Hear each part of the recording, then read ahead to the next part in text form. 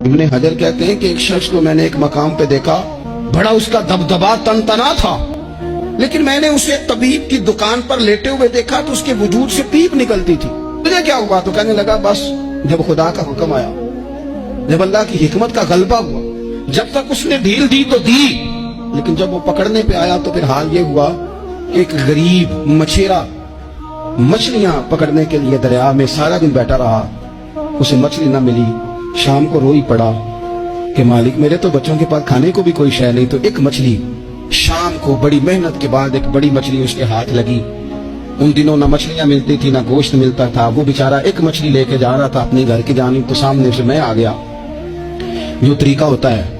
کدھر لے کے جا رہے ہو، کہاں سے لی ہے؟ تو کہتے اس نے کہا صاحب مجھے پتا ہے آپ مجھ سے چھین لیں گے، لیکن میرے بچے صبح سے بھوکے ہیں، یہی میرا روزگار ہے، آج مجھے کچھ نہیں میسر آیا، میں نے اس مچھلی کو لیا ہے، مجھے تو بیچنے کو بھی کچھ نہیں ملا، پتہ نہیں مجھے پکانی کس طرح ہے، تو یہ ایک مچھلی میرے بچوں کی خوراک بنے گی، کل لوٹ لینا، پرسوں لوٹ لینا، تمہارا تو کام ہی لوٹنا ہے، چلو کچھ دن کے لیے ہاتھ روک لو۔ کہتے ہیں اس نے جب یہ کہا تو میں نے ایک تھپڑ مارا اور اس آدمی سے مچھلی چھین کر میں نے اسے پکڑ کے گھر لا رہا تھا میں، اس مچھلی نے، حالانکہ مچھلیاں کاٹا نہیں کرتی، کہنے لگا اس مچھلی نے ناخن پر میرے پورے پر تھوڑا سا کاٹا ہے، اور میں نے کہا کوئی بات نہیں، مچھلی ذرا بڑی تھی، اس نے کاٹ لیا، میں نے تھوڑی سی پٹی باندھی اور گھر والوں کو کہا مچھلی پکا دے، انہوں نے پکائی کھائی، کچھ پتہ ہی نہیں تھا، 2-4 دن گزرے ہیں تو زخم آگے بڑھنے لگا ہے۔ طبیب کو دکھایا ہے تو اس نے کہا یہ تو انگلی کاٹنی پڑے گی۔ کہتے وہ انگلی کٹوائی، 1 ہفتہ نہیں گزرا تھا کہ زخم آگے بڑھا، تو پھر وہ ہاتھ کی طرف بڑھا تو میں نے جا کے دکھایا تو اس نے کہا ہاتھ بھی کاٹنا پڑے گا،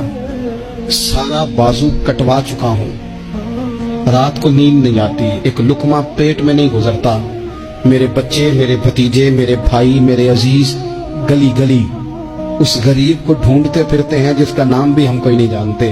تھک گئے تلاش کر کر کے، خدا جانے کہاں چھپ گیا اللہ کی اتنی بڑی زمین میں، وہ ملتا نہیں، میں سو نہیں پاتا۔ کہنے لگے شیخ میرے لیے دعا کر دو، مجھے کچھ نہیں چاہیے، بس وہ مجھے مل جائے اور میں اس سے نہ معافی لے لوں، بس وہ مجھے معاف کر دے، 2 جملے معاف، جیسے بھی ہوگا میں منا لوں گا، بندہ درکار ہے۔ ابن حجر نے لکھا ہے، کہتے ہیں وہ تڑپتا رہا، روتا رہا، آہوزاری کرتا رہا۔ میں نے بھی اس کے لیے دعا کی کہ اللہ کرے وہ شخص مجھے مل جائے۔ پھر کچھ دنوں کے بعد مجھے کسی نے بتایا کہ مر تو گیا ہے تڑپ کے، پر اسے معافی کا موقع میسر نہیں آیا۔